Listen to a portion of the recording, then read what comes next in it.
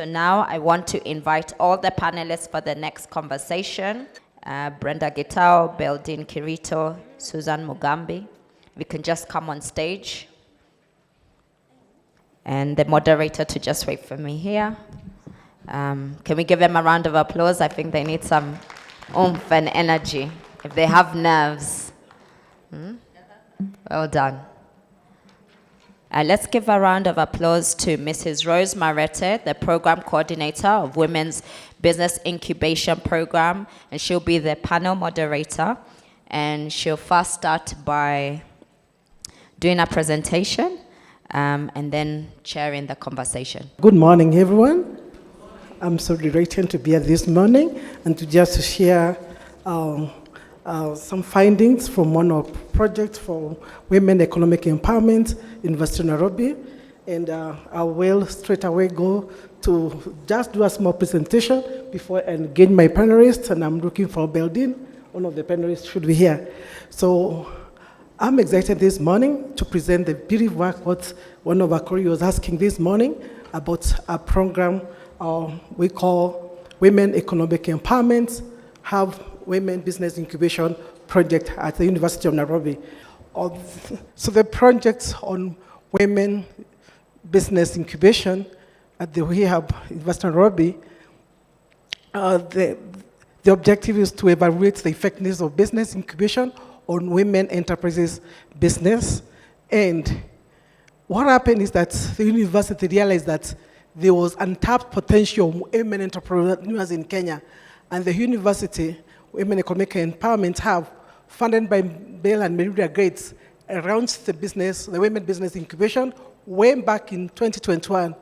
This was a transformative initiative that has been there. We've been working with the program for the last 3 years, and the aim was to identify effective intervention to promote growth in women-owned enterprises while advocating for evidence-based policies.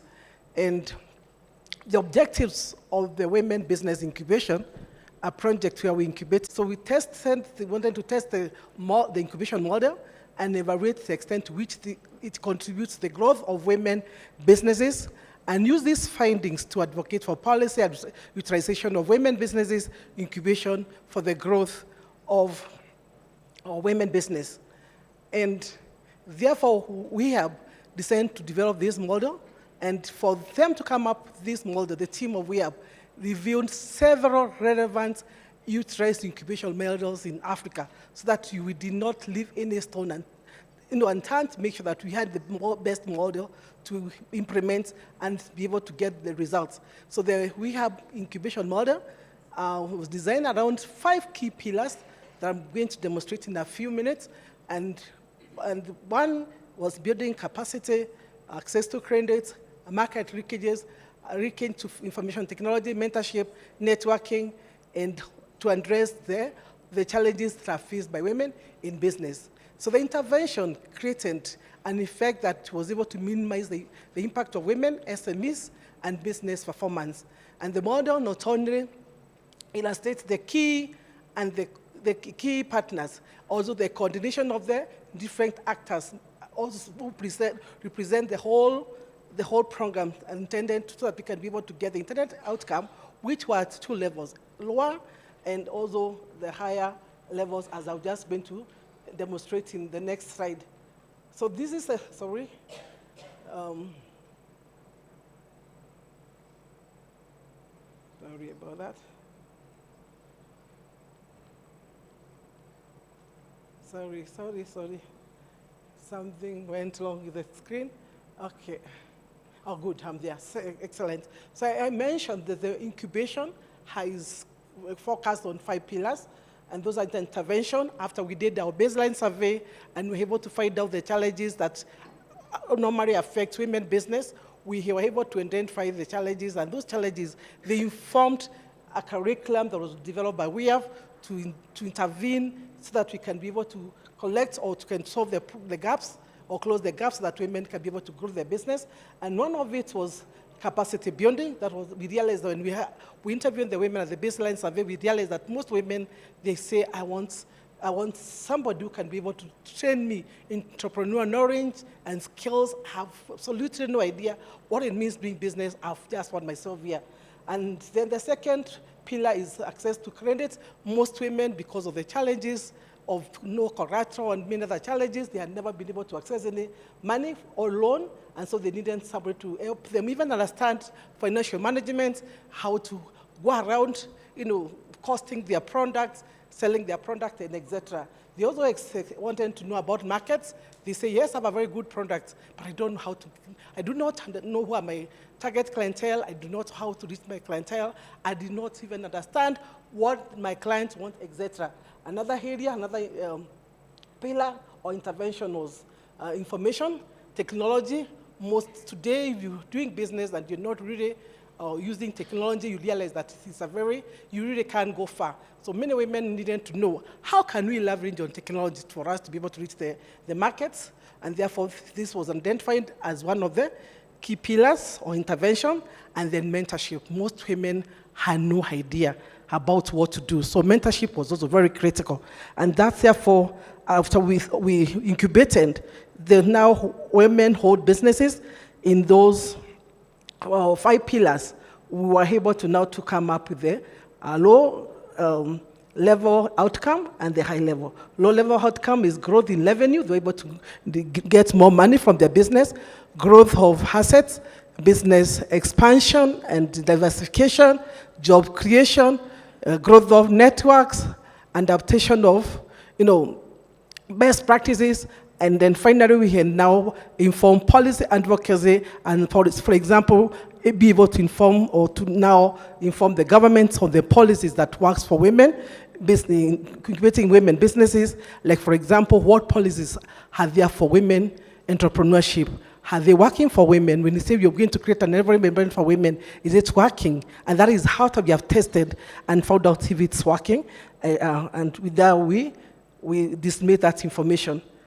And after, okay, then the baseline survey, we found that we sampled around 600 women in 16 counties, and we were finally able to select 320. That is in the individual land business, women individual land businesses. But with the model took 2 paths. One was to incubate the individual land women businesses, and the other one was to look at women collective, women groups, which is quite a major thing in our country. Women have been able to come together all over in the country, and as women groups or collectives, they are able to come together because of the challenges that they normally encounter when they're doing business, so that they can collectively have a bigger bargaining power. So we pick that line, and we also pick the individual end. But I will focus more on the individual end because we have been able to do the formative evaluation, and also we have also been able to do the summative, so we have the findings. But just to mention a few, and also my panelists here, they are part of the individual end. But just to mention, just by passing about the collectives, we in 12 counties. That is starting all the way from Kilifi, Kware, Kisumu, Busia, Turkana, Meru, Tharaka-Nithi. We are also in Kisumu. And what we are doing is we're having the women collectives unfolding the product, one of the crops that is culturally acceptable for women. And because when we did the baseline survey, we discovered the intervention were almost similar. The women needed to also have capacity building, they needed to access markets, access those finances, and so we are applying the same model on the collectives. The only thing is that most of the women collectives were coming together because the women in Meru and Tharaka-Nithi, they are all doing banana. And because they are doing banana farming, they did not have markets because the brokers would definitely come in and disrupt them. So what we did is we partnered with Kildi and KI, Kenya Industrial Estate, to see we could do value addition. And so what we did now, we decided that out of every product we have, like in Kajiado, we identify milk belongs to women. Meat belongs to the men or cow, but the milk belongs to the women. So we went ahead together with KI, or with collaborating with KI to see to hear that we help the women to be able to do value hand or value chain. And out of there, they were able to get 4 products. And those products, all of them have caps. And now the women have their own cottage industry. And they are manufacturing or they are producing their milk. The same with Kware, we realized cassava, cashew nuts, Kisumu fish, Busia fish. We also found out from Turkana there's maize. All those women, the counties, the collectives, together with their partners, KLD and KIE, they have been able to go through technology transfer, or they have been able to do, therefore they have been able to produce 4 products. And all those products have caps and already in their shelves, and the women already making good money. But now going to back to the individual, after sampling the 600 and selected 320, we realized that now we're able to, among them, there was 70% was macro, 20 was small, and then 10 was medium. And then the idea of doing the baseline survey, we really did not want to give the women what thought works for them. But we wanted to find out what the real women want, and therefore this became a reference point for tracking the individual women businesses. That is to measure the degree of quality of change during the activity, their implementation activities. And so the baseline survey helped us to design the incubation product, and the services that we have offered to the women as they were training. And the specific objective of this baseline survey, I just mentioned it was able to help us know what are the challenges and come up with the intervention. And yes, I'll just move really fast now. So we incubated the women, the 321, and out of we were able to collect data, and that was the objective for the evaluation. We have the formative evaluation, and we have also done the summative, and then from there we are able now to come up. Now this is the methodology we used for us to be able to get that data or to get the findings. And those are the type of businesses that women were different type of businesses. We were not specific to any business. Some were in hairdressing, poultry, computer, name it, dry cleaner, baking, and all that. And they were located in those number of counties. This information is on the website. You can get that information. And then what we found is that capacity building, the percentage of women, in terms of capacity building, women who positively said their life had been transformed through interventions, they actually moved to 75% from 37. Access to credits. We had women who were started borrowing loans who could not borrow before. Much as we know, what makes women not borrow loans is lack of collateral, lack of knowledge, fear of defaulting or high interest. Women were able to overcome these challenges, and we had so many women taking money. We had now information technology. A lot of women started now, a highest proportion of women started using their mobile phone, the till, the POS, and we can see the percentage from 69 at the baseline and going all the way to 80 in the summative evaluation. They're using ATL and all that. And then mentorship, you can see people didn't have mentors. They had mentors initially. And I just want to talk through them. And basically we had a lot of good things happen in mentorship. There it is. And exactly. So we're tracking those indicators, and we're able to get very good results. I'll just go straight to just the concluding, and I'll say that I will not do anything else. I say that I won't even look at based on the findings, it is concluded that women businesses, when interventions, had a positive and favorable impact on the women, and it didn't a miracle to most of the women. And to do that, I've got my panelists here. These beautiful ladies, I'll ask the ICT we can have their profile if they are ready, so that we introduce them. Our Beldinia, Beldin is one of our entrepreneurs. These are the beneficiaries of the project that I've been talking about, the findings. And I know they'll give their testimonies. They'll tell us how the journey has been. There's Brenda, second is Brenda, and then there is now that is Susan. So I ask them to introduce themselves, and then I'll ask them just to say their name and what they do, and then I'll ask them 3 questions, and then we'll conclude. Thank you. Hi everyone, my name is Beldin Kirito, CEO and founder Beldina's Delicacies. Beldina's Delicacies is a bakery that bakes uniquely delicious and artistically decorated cakes for all occasions. We also offer hands-on training on baking and cake decorations. Thank you so much, Beldin. And now we go to Brenda. Good afternoon, everyone. My name is Brenda Gitau. I'm an entrepreneur, sorry. We say fuata nyuki, but as we fuata the nyuki, we give you the asali. We deal with honey. Wow. Thank you, Brenda. Thank you. Susan? Good afternoon. My name's Susan Mugambi, founder and managing director of Vintage Dry Cleaners. I launder and dry clean clothes. So all of you are my potential customers. We are located at Embassy House along Parliament Road, opposite the Deputy President's office. So karibuni sana. Thank you. Entrepreneurs, these are the entrepreneurs that have gone through the program. And I'd just like to tell the audience, and I'll start with Beldin. What learnings have stood out for you throughout the incubation program?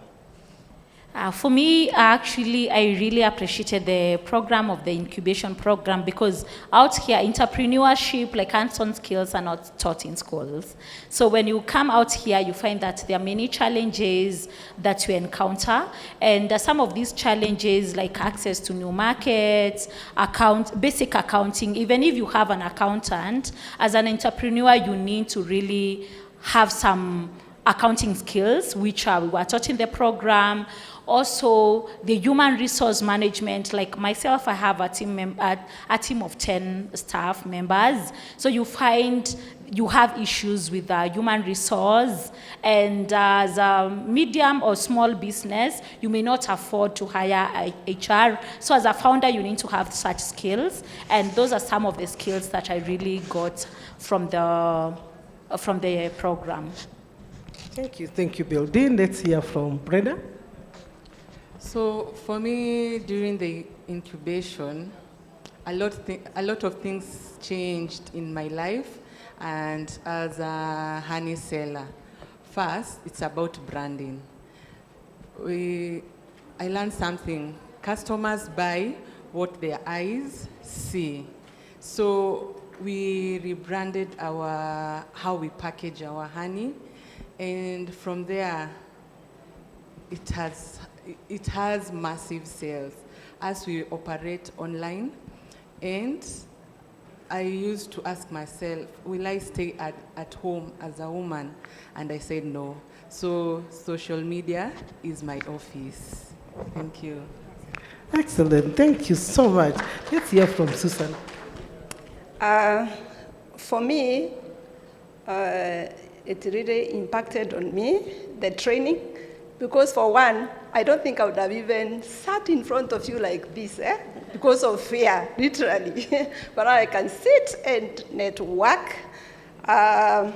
Technology also, computer-wise, as I was not very good at it, but now I'm trying. I can say I'm trying. There was also record keeping. I was a bit of old style. So these days I'm able to do my record keeping well. And more so financing. I was not, if I go to the banks, as women, sometimes you see like you would be given a year. But these days I have confidence. I've been able to get those letters from the bank so that when I do tendering, I'm able to have the letters, and I can, for sure, I've been able to move forward. Thank you. Oh, beautiful. That is really testimony from our entrepreneurs. And I know the second question I was asking them is just tying to the first one. In what ways are you doing your business now differently from the way you're doing before the incubation? Maybe Dini can tell us, how are you doing it differently? Has it helped you to your style of this business? Yeah. Yeah, so as I earlier said, I learned quite a number of accounting skills and human resource management. Yeah, like now I'm able to have my financial statement, projections. I have a very clear pitch deck. Even if I met with an investor right now and I'm told to pitch, I'll pitch very well. Yeah, I was able also that to also know my competitor advantage. Like for me, I'm very good with social media marketing. I'm actually a content creator and an influencer marketing. So you find that I know my advantage over my competitors, and I leverage on that. Also coming up with the business Canva model that has helped me know at least the key areas in my business, where to improve, how to go about it. Yeah, so to just conclude, I'm now a better entrepreneur, and I'm not also coming from the level of being self-employed to entrepreneur. There is a difference. Self-employed, like you're full-time in your business, but once you have the right tools of delegation, you're able to become an entrepreneur. Like now I'm here, and we have a wedding cake on Saturday. It's being worked on, and it can even be delivered in my absence. Yeah, I am now an entrepreneur courtesy of the program. Thank you, Dean. That's amazing. Amazing. And you can all try our cakes. They're amazing, amazing. Okay, let's hear from Brenda. For me, I didn't understand about value addition. But now when you come to Honeywell Paradise, you'll see the value addition. We introduced like 6 products out of the B-Works. That is tincture, propolis, soap, lotion, candles, and to say the truth, we are the best in the market. The other thing is about challenging yourself, coming out of your comfort zone. This incubation helped me on that. Like she said, I couldn't stand here, say what I do, or tell you we are the best. So I have now the courage to express myself. And I always say, I have a thing that I always say, jitangaze. Wow. So I jitangaza.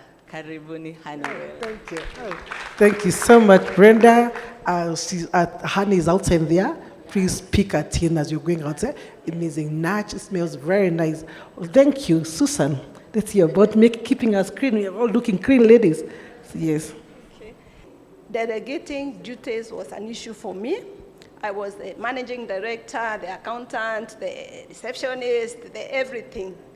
But now, after learning, I was able to delegate duties. I can comfortably go anywhere and go look for businesses. And in the process, I even encourage other women to, come up, their businesses and do many things. Thank you. Thank you very much. And now has the last question because of time. What recommendations would you make to improve the implementation of the project in future?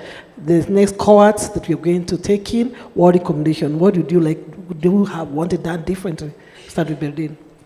Yeah, so of course the program it's so well equipped with all the skills, and I liked the structure. It's so well structured, and the trainers are excellent.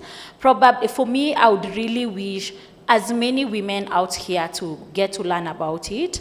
Yeah, so probably more publicity about the programs and more cohorts. Yeah, so because it's clearly every entrepreneur, every woman in business should be empowered, because most of us just sleep and wake up and start a business without the right tools on how to run and manage the business effectively. So it's my prayer that this program would be widely known in the country and every woman to get to pass through it.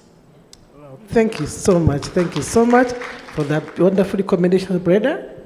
As Beldine has said, for me it will be on the online space, engaging more to the online small business owners, to learn more about the women empowerment.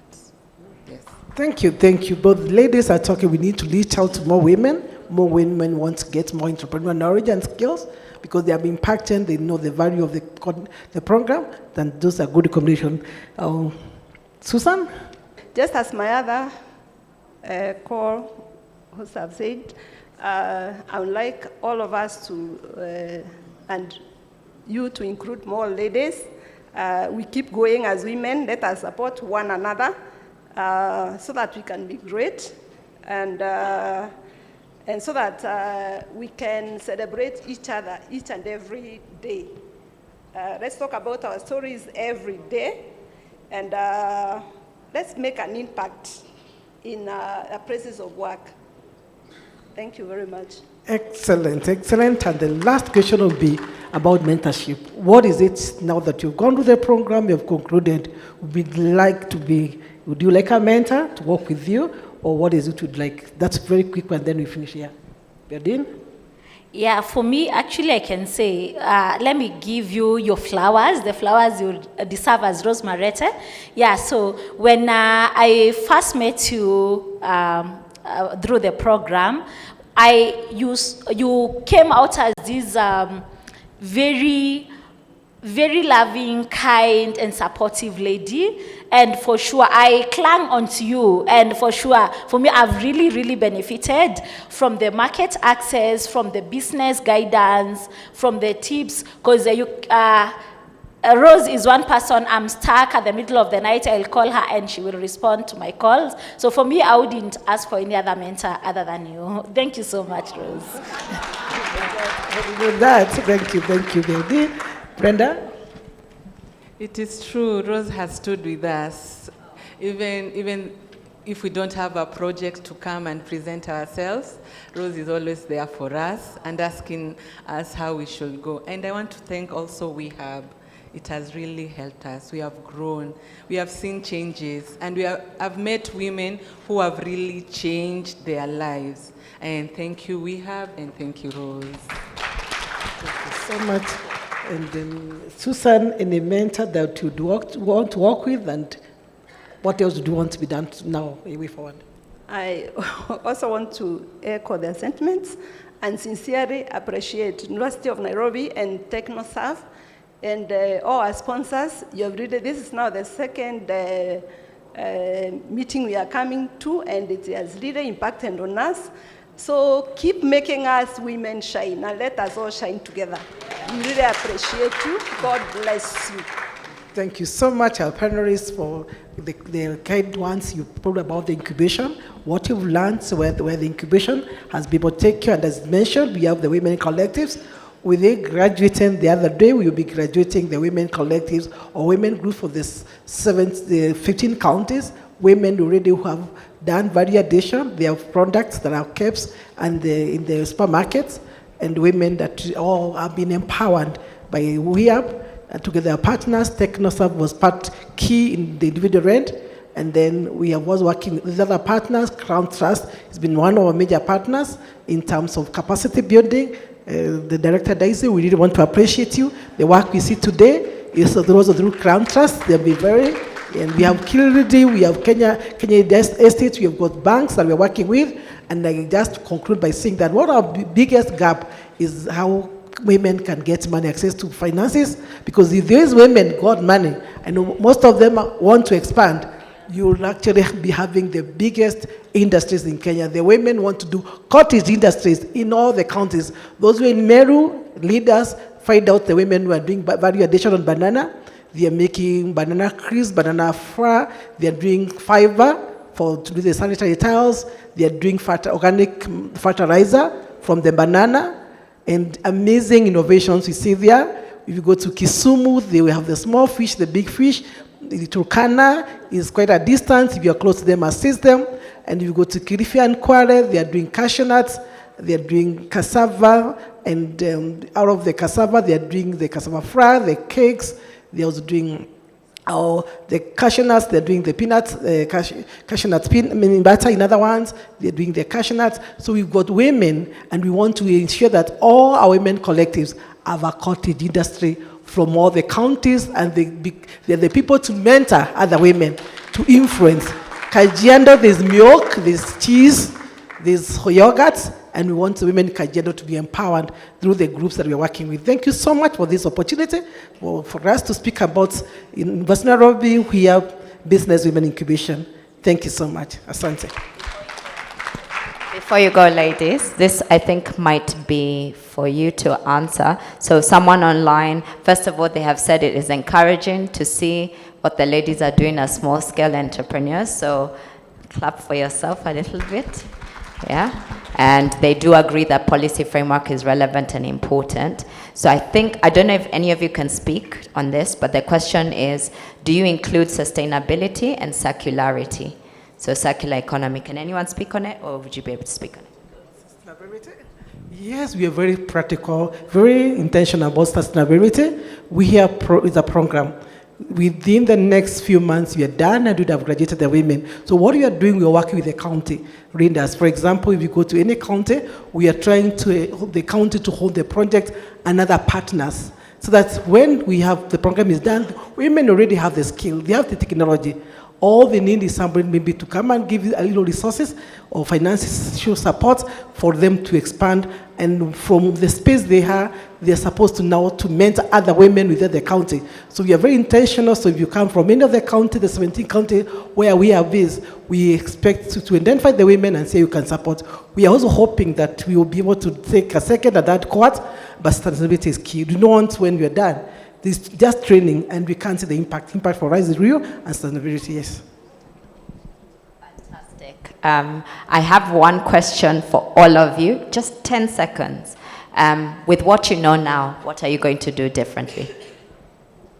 With the knowledge I know now, yeah, so I'm going to, now be with the, especially the knowledge about pitch deck and pitching to investors. Yeah, actually, as Rose has mentioned, I'm in a position whereby looking at expansion by finances have been a challenge. So I'm going to use the pitch deck I have to get to approach different investors to be able to fund my dream. May it be debt financing. Actually, I'm looking for debt financing. So anyone here, if you have an investor here, I'm ready to pitch.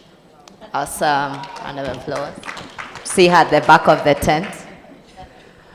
For me, actually what I learned, I'm giving to 2 women I'm working with. One is in the cloth line, and the other one is doing crepes. So I've told them their shop shouldn't look boring. So I encourage them on how to structure everything. I love that. That's good. Passing it forward or backward as well. For me, I'm growing because I'm getting more tenders. So I'm looking for financiers. That is one.